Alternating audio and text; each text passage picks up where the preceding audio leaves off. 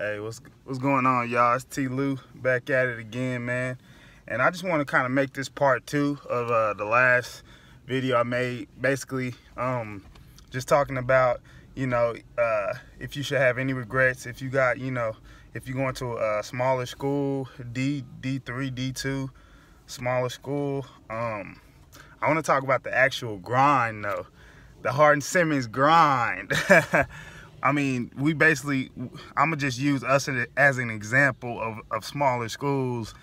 Man, that grind is different. It's really getting it out the mud, man. Especially if you're a guy, you got aspirations of going to the league and stuff like that. Man, being at a smaller school teaches you how to grind. Grind, like, you know what I'm saying, from the bottom for sure.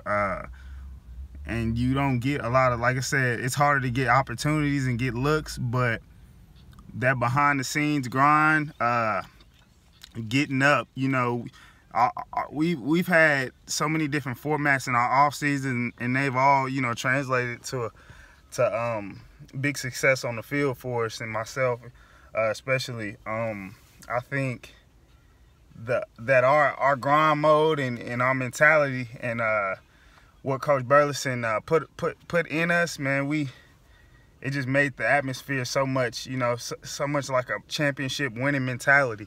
And we felt like we were in a bigger division, just the way we went about our business every day, especially after the seasons all the time. We would take our little break, but when off season hit, man, we hit. And that led to spring ball, and man, it's a different grind. I feel like we should have more respect as D2 and D3s, especially D3s, because you got to think about the athletes that are playing D3 football, basketball, whatever you want to say. We're not being paid to play.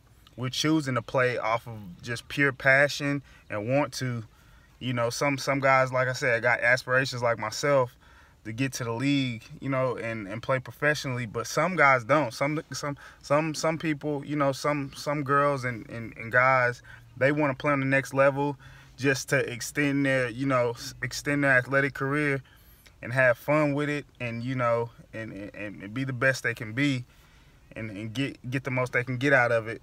But still, when you're not given an athletic scholarships to do that, you're still having to go to school.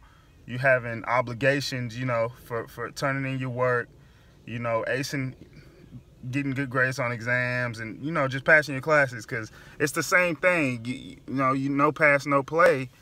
In D3, it's the same thing, and I feel like it's less resources as well, as in, you might have your star quarterback in that goes to, let's say, Oklahoma, like, like Kyler Murray. If he's having trouble in class, they're gonna find a way to get him a tutor and everything like that.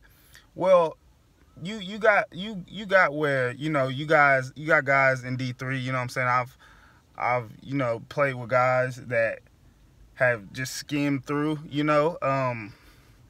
but that's few and far between, even if you're a star player in D3, because it's a small school. So I feel like the star treatment is still even a little less. You still get a little less cachet even being a star at a small school.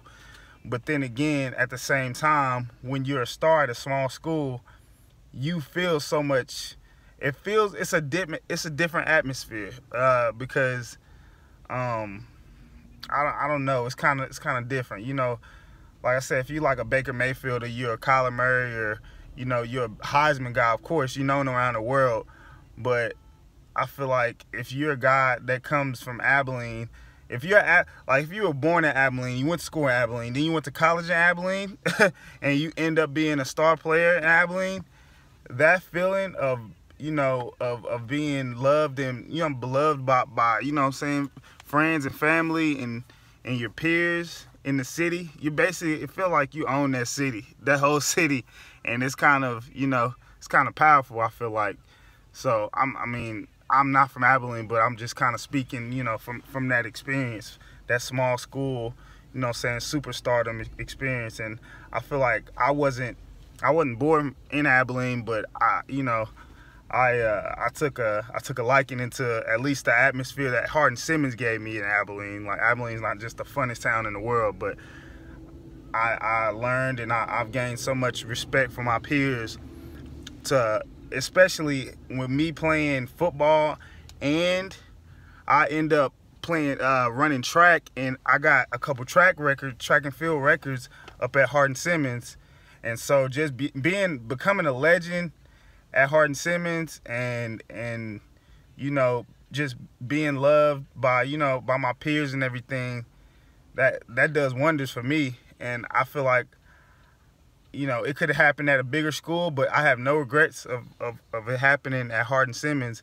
In that grind mode, you getting up off season, Coach Burleson used to call it sudden change, where we would have a 3 p.m. workout on a Tuesday or a Monday, and then the next day you got to get up because we got to be at the field house at 6 o'clock. You know what I'm saying? Or 5:50 on the dot. So that sudden change, you going through, and which leads into spring ball. So you have different things that you got. We got mat drills. I don't think D1 schools do a lot of mat drills. I don't know every, I haven't seen every one, but I know that we take mat drills seriously. It's kind of like a mini competition for us, since it's hard. We don't get pads in the spring, so we have to make sure we keep our competitive fervor going. So I think the grind is just even that much harder with it being that. We have to wait a whole cycle to come back and go through mini camp after the season. The whole new cycle to come and do tour days and everything to get our pads, because we can't have them in the spring. So it's just it's another mentality that you have to have, especially, you don't have, like I said, we have great athletic trainers and everything, but there's certain things that bigger schools have that'll keep you on your toes, that hey, do this for your diet, do this, for your workout regimen when you're not at the field house, do this, do that by yourself. It's kind of like self-maintaining in a way if you want to be great and get out of there.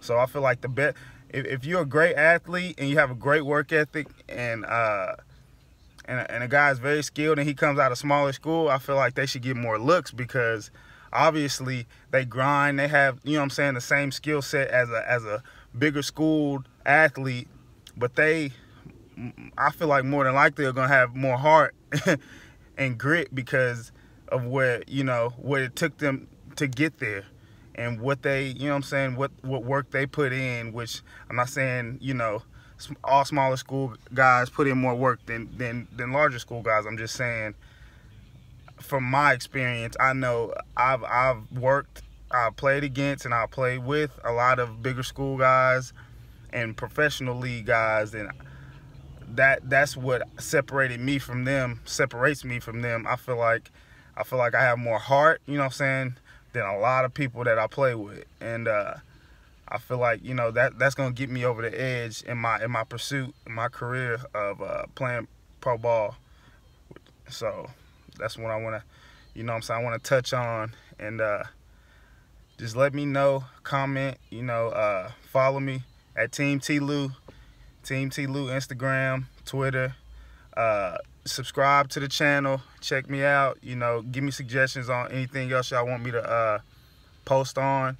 But y'all take this into consideration, youngsters, and if y'all some of my peers, pass it on to the younger ones, the information that I'm giving y'all about these smaller schools. Don't look past them. There's some some diamonds coming out those those tough factories out there. So just keep in mind.